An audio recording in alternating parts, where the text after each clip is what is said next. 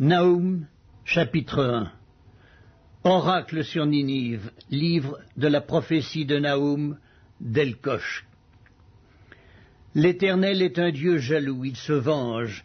L'Éternel se venge, il est plein de fureur. L'Éternel se venge de ses adversaires, il garde rancune à ses ennemis. L'Éternel est lent à la colère, il est grand par sa force. Il ne laisse pas impuni.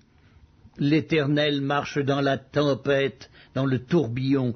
Les nuées sont la poussière de ses pieds. Il menace la mer et la dessèche.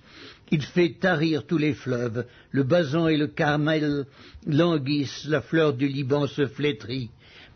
Les montagnes s'ébranlent devant lui et les collines se fondent. La terre se soulève devant sa face, le monde et tous ses habitants. Qui résistera devant sa fureur? Qui tiendra contre son ardente colère? Sa fureur se répand comme le feu, et les rochers se brisent devant lui.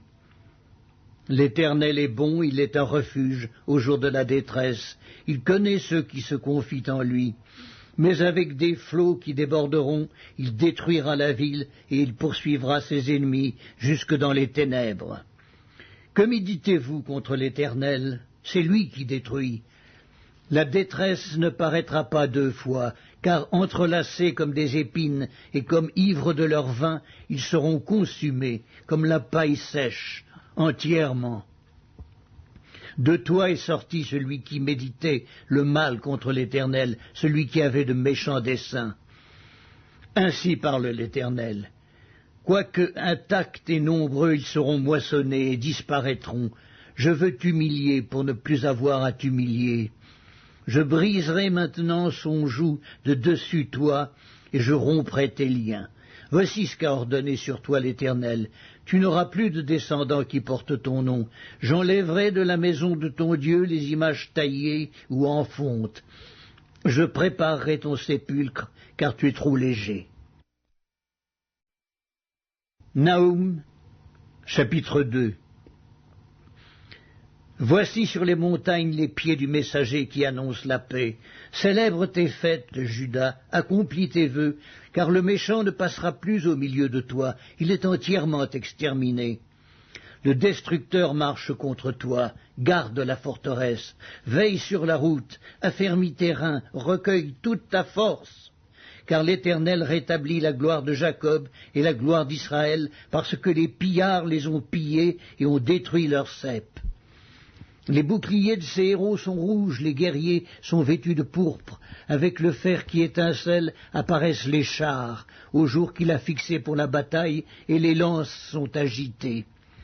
Les chars s'élancent dans la campagne, se précipitent sur les places. À les voir, on dirait des flambeaux.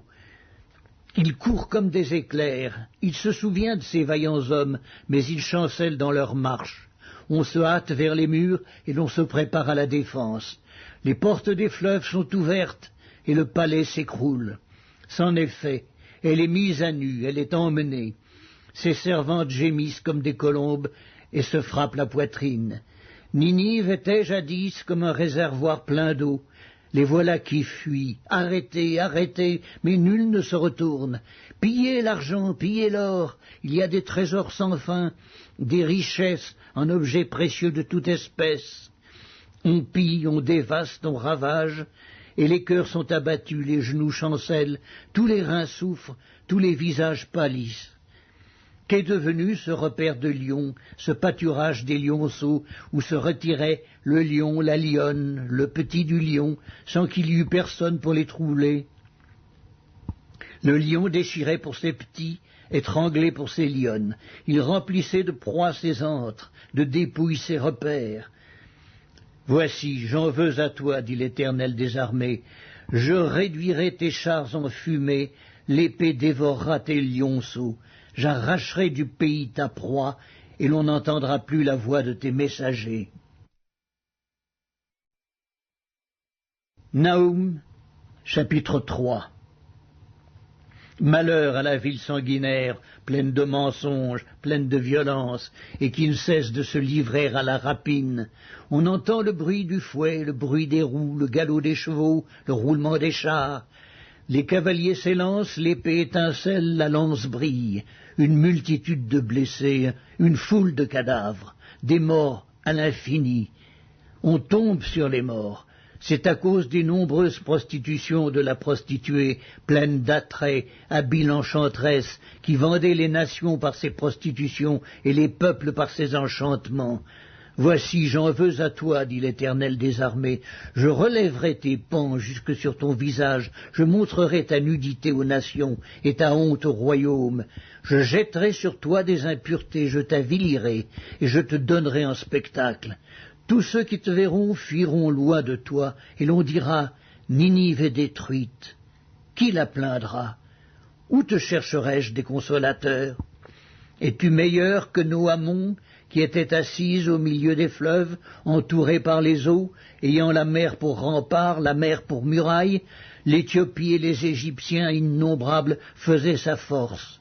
Put et les Libyens étaient ses auxiliaires, et cependant elle est partie pour l'exil. Elle s'en est allée captive. Ses enfants ont été écrasés au coin de toutes les rues, on a jeté le sort sur ses nobles, et tous ses grands ont été chargés de chaînes. Toi aussi, tu seras enivré, tu te cacheras, toi aussi tu chercheras un refuge contre l'ennemi. Toutes tes forteresses sont des figuiers avec les primeurs. Quand on les secoue, elles tombent dans la bouche de qui veut les manger. Voici, ton peuple, ce sont des femmes au milieu de toi. Les portes de ton pays s'ouvrent à tes ennemis. Le feu consume tes verrous. Puise de l'eau pour le siège, répare tes forteresses, entre dans la boue, foule l'argile, rétablis le four à briques. Là, le feu te dévorera, l'épée t'exterminera, te dévorera comme des sauterelles. Entasse-toi comme les sauterelles, entasse-toi comme les sauterelles. Tes marchands, plus nombreux que les étoiles du ciel, sont comme la sauterelle qui ouvre les ailes et s'envole. Tes princes sont comme les sauterelles, tes chefs comme une multitude de sauterelles qui se posent sur les haies au temps de la froidure. Le soleil paraît, elles s'envolent, et l'on ne connaît plus le lieu où elles étaient. Tes bergers sommeillent, roi d'Assyrie, tes vaillants hommes reposent.